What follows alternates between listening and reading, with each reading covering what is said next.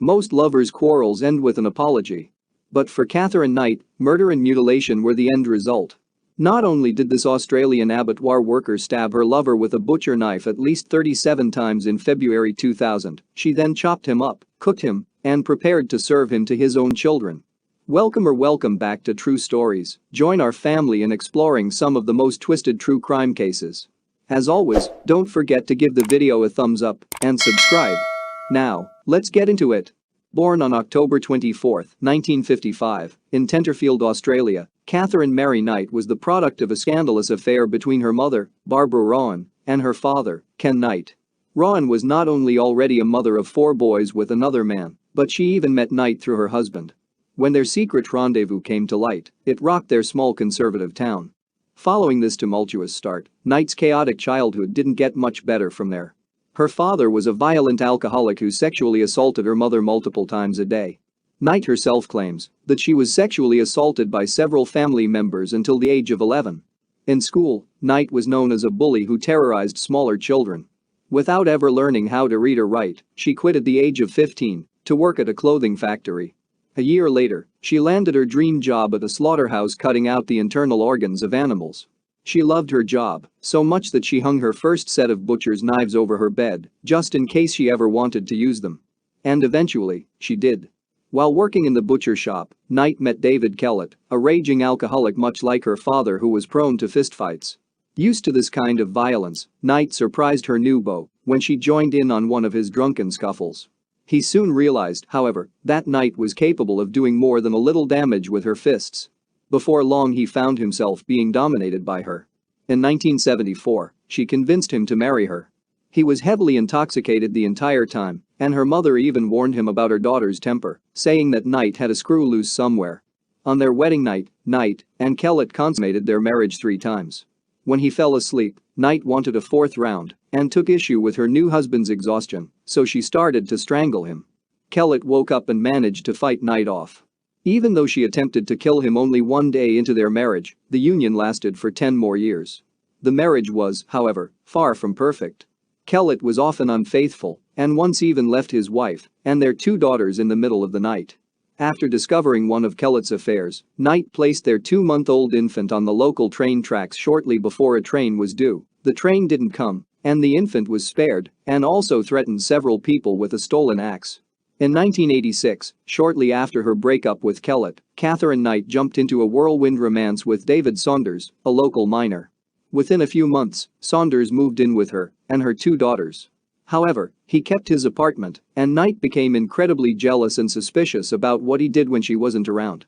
Like her previous relationships, this one quickly grew toxic and violent. At one point she slit the throat of his 2-month-old dingo puppy in front of him, just to show him what she was capable of. Still, they stayed together and even had a daughter a year later. However, Saunders left Knight shortly after the birth because she had attempted to kill him with a pair of scissors. She then met a man named John Chillingworth. They stayed together for 3 years and had a child, Eric, Knight's first son. While no violent incidents have been reported about their relationship, it ended after Chillingworth learned that Knight was having an affair with a man named John Charles Thomas Price. The beginning of Catherine Knight and John Price's relationship was without complications. He had 2 older children who lived with him and seemed to like Knight, and he made enough money as a minor to keep her comfortable. They moved in together in 1995 and things were going smoothly. However, when she suggested they marry and he declined, she turned violent. Knight framed Price for stealing things from his company and got him fired. Though he initially kicked her out, a few months later they started seeing each other again. Knight framed Price for stealing things from his company and got him fired. Though he initially kicked her out, a few months later they started seeing each other again. However, this time, he refused to let her move back in. According to their friends and neighbors, Knight's violence then began to escalate. In February of 2000, an argument between John Charles Thomas Price and Catherine Knight culminated with her attempting to stab him in the chest. He took out a restraining order against her in an attempt to keep his children safe. Toward the end of the month, Price let on that he was concerned for his safety and told his co-workers that if he ever went missing, it was because Knight killed him. On February 29, 2000, John Charles Thomas Price came home from work and followed his usual routine of checking in with the neighbors before going to bed at 11 p.m. Knight came home shortly after, made herself dinner, watched TV, showered, and then went upstairs.